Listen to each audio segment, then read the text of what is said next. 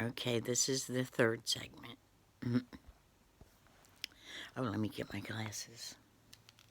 I had to do it in segments because it's a short story, but short stories are kind of long sometimes. All right, here we go.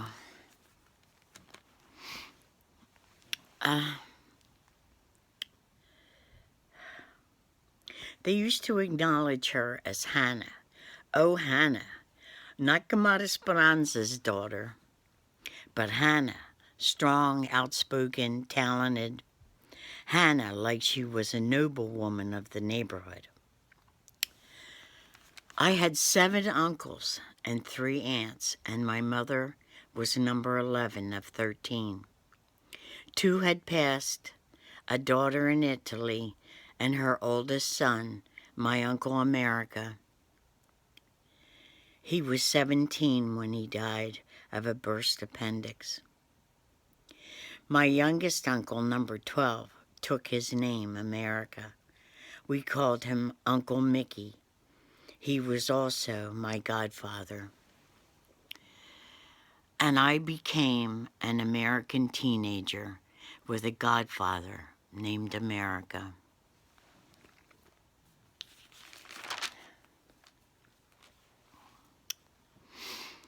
After my grandfather died of black lung disease in 1942, my grandmom got her very first job out of the house at Valley Forge Army Hospital in the kitchen.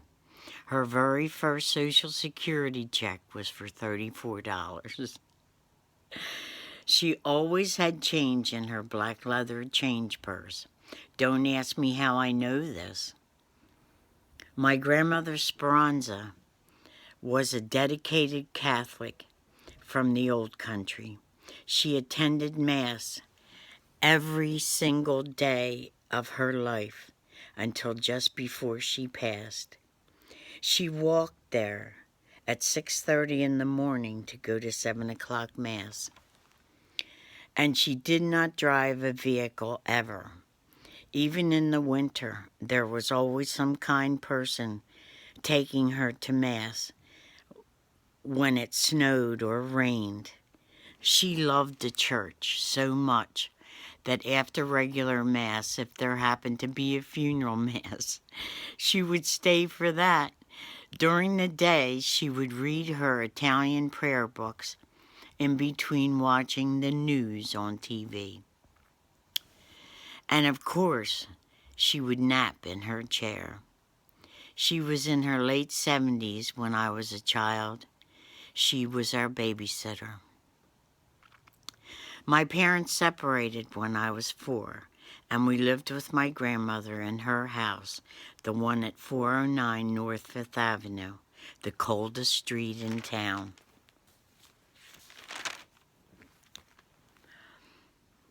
My mother, Hannah, went to work for Superior Tube Company, one of the very first factories that produced parts for the new computers.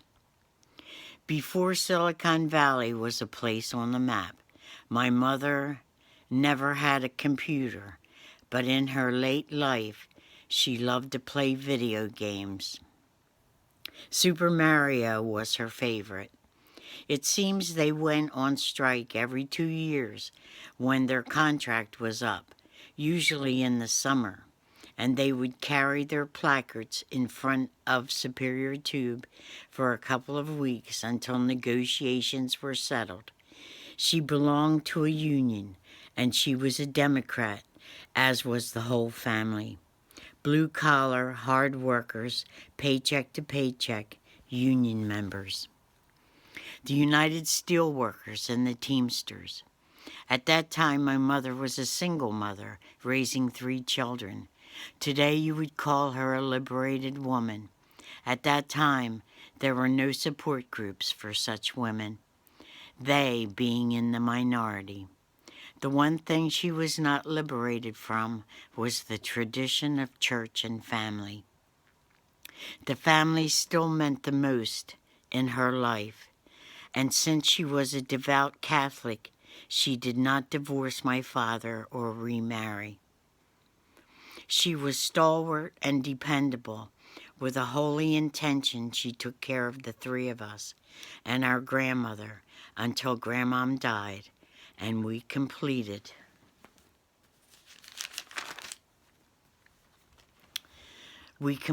high school.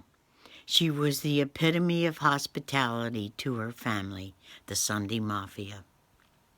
The Sunday Mafia consisted of her 7 brothers and their wives and children, and my 3 aunts and husbands and their children. All Sunday visitors, every Sunday for all of the years of my growing up. Hannah took over where my grandmom had left off. She was the consummate, wonderful cook, her specialty being homemade pasta dishes and Hannah's heavenly pizza. My mother's pizza was legendary around the family and our friends. I guess it was my mother's cooking that made our house a gathering spot for the neighborhood. Years ago, when it was my grandmom's domain, the women from the neighborhood would come together to make homemade pasta and homemade cookies and breads for the holidays. My mother tried to teach me how to make homemade pasta, but all I could produce was stuck-together fingers and a chagrined face. I had to face the fact that I could not outdo my very talented mother. That's when I became a taste tester. Hannah could whip out an outfit in a day for the dance. That's when I became a model. Then she sang a solo at the Sacred Hearts variety show. That's when I became a singer and joined the church choir. And she wrote very clever poems for Uncle Fred's birthday party. So incredibly, I became a writer. When my grandmother was dying, it was as if the queen of the realm was dying. My grandmom's room was filled with family, out the door and down the hallway, overflowing into the bedrooms. We all watched as she took her last breath. Her youngest son, my Uncle Mickey, tried to bring her back, but she was gone, and he left out a tearful sigh that brought the chills to my spine. He called out, "Ma!" But there was a stillness, and we knew that she was gone.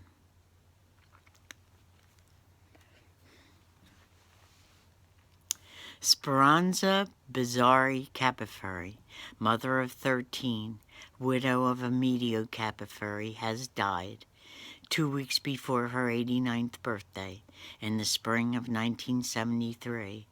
I was 23 years old, married with a growing family of my own. And so it goes on.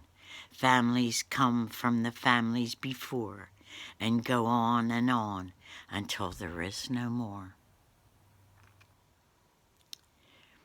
Sunday Mafia, the end. The last of the 13 to die was my Aunt Vivian Mary. She was 98 years old. She had 5 children. She was a good church-going, cinnamon bun baking, always baking Christian woman. She was 98.